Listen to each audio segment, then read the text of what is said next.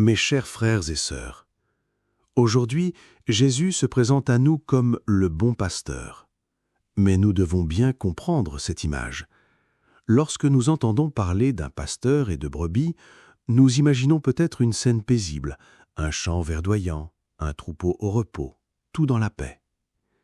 Mais l'Évangile nous révèle quelque chose de beaucoup plus profond. Jésus n'est pas seulement un pasteur qui conduit ses brebis sur de beaux chemins. Il est le pasteur roi. Il est celui qui combat pour ses brebis. Il est celui qui entre dans la vallée de l'ombre de la mort pour sauver son troupeau. Dans l'Ancien Testament, David annonçait déjà cette réalité. David était un pasteur. Alors qu'il était encore jeune, il affronta des bêtes sauvages pour défendre ses brebis. Puis il affronta Goliath pour défendre le peuple de Dieu. David fut un pasteur courageux. Mais David n'était qu'une image lointaine de ce que le Christ accomplirait pleinement. Car Jésus n'a pas seulement risqué sa vie, Jésus a donné sa propre vie. Il a versé son sang pour nous.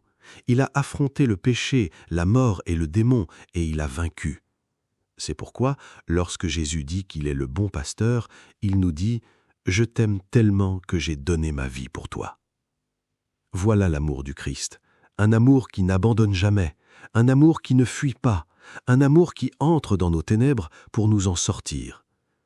Très souvent, nous traversons la vallée de l'ombre de la mort.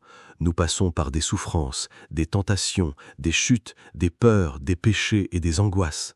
Mais la grande question est, écoutons-nous la voix du pasteur? Jésus dit, « Mes brebis écoutent ma voix ». Écouter la voix de Jésus, ce n'est pas seulement lire de belles paroles dans la Bible, ce n'est pas seulement écouter une homélie, ce n'est pas seulement regarder une vidéo religieuse. Écouter la voix du pasteur, c'est laisser le Christ parler au plus profond de notre âme. C'est comprendre que derrière chaque parole de l'Évangile, Jésus nous dit « Regarde combien je t'aime, regarde ce que j'ai fait pour toi, reviens à moi, n'aie pas peur, j'ai donné ma vie pour te sauver. » Mais il existe un danger. Nous pouvons entendre beaucoup de choses sur Dieu et pourtant ne pas vraiment écouter Dieu. Nous pouvons connaître la foi extérieurement sans la laisser entrer dans notre cœur.